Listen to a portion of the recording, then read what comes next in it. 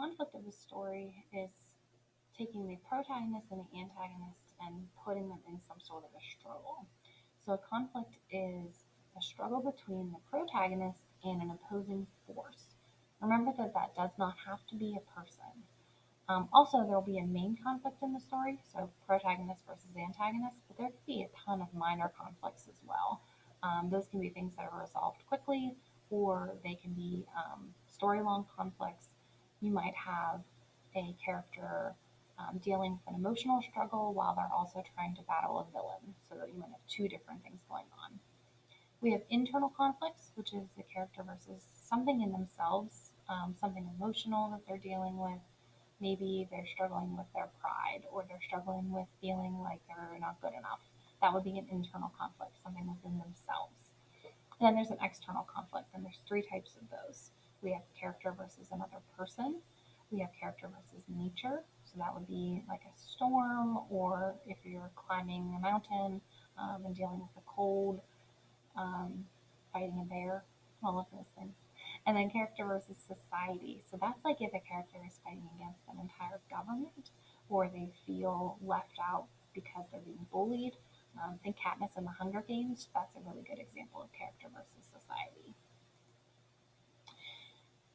In this slide, I'd like you to identify an external conflict in Shrek. So you're going to be thinking about these types of conflicts. So who's another character that Shrek battles against? How does he fight against nature? What element of society does he fight against? And you're going to set this up as Shrek versus something, or it could be like Donkey versus something. So it doesn't necessarily have to be Shrek's conflict. And I'd also like you to think of an internal conflict. So again, this doesn't necessarily have to be Shrek. It can be a different character dealing with something emotional. But for this one, I would like you to set it up as Shrek versus whatever the emotion is that they're feeling, or Fiona versus whatever the emotion is. The next term that we'll talk about is hyperbole, and this is a figure of speech, so it's not meant to be taken literally, and it's an exaggeration. So usually my block B, so periods 4 and 5, I'll have a kid say, "Oh, I'm starving." Well, you're not starving because you just ate breakfast, 3 hours ago. But it's an exaggeration. It doesn't literally mean that you're down to skin and bones starving, um, but it's meant to get across a point. So I have a couple examples here. I have two cats, and they do this every single day. Can't you see I'm dying? It's been 10 whole minutes since I ate. We can literally feed our cats, and then they come yelling at us 10 minutes later because they want more. In Despicable Me, the little girl says, "It's so fluffy, I'm gonna die." She's not really going to die. She's exaggerating the fluffiness of the unicorn. So I'd like you to Google hyperbole example and find a school appropriate example to paste in your glossary. So you'll put that on the notes side. You can put a couple in if you want to. You can use one of mine too if you'd like. Um, in the book that we're reading, Freak the Mighty, there are a lot of allusions because one of our main characters, Freak, is very well read. So he references King Arthur legends and he references books that he likes to read and movies. So an allusion is a reference in a story to something outside of that story. So it might be something in history, like King Arthur. It might be the Bible or another religious text, or it can be another book or a TV show or a movie. Um, I have a reference there to a very old Taylor Swift song.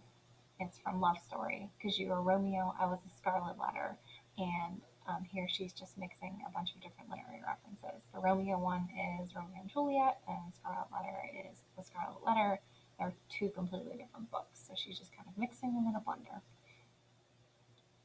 And here I won't have you put down anything on the notes side because we'll be adding those allusions as we go through. I'd like you to think about Shrek. Shrek is chock full of allusions. So I'd like you to think about all of the fairy tales referenced in Shrek.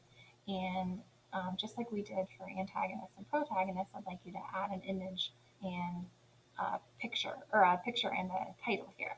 So one of my favorite ones that they do is the Three Blind Mice. They make reference to that fairy tale.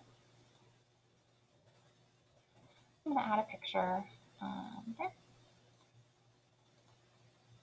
And then you have an example.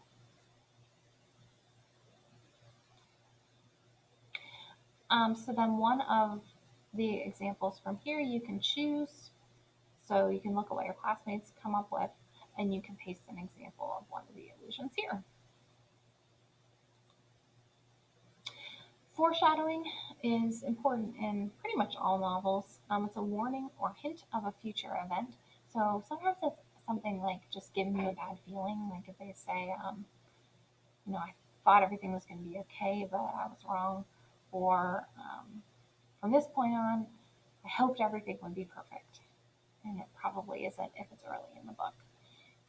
This root for means before, so it's like a shadow of something that's going to happen later. It's like being able to see the shadow of something around a corner, a shadow before you actually see the event itself.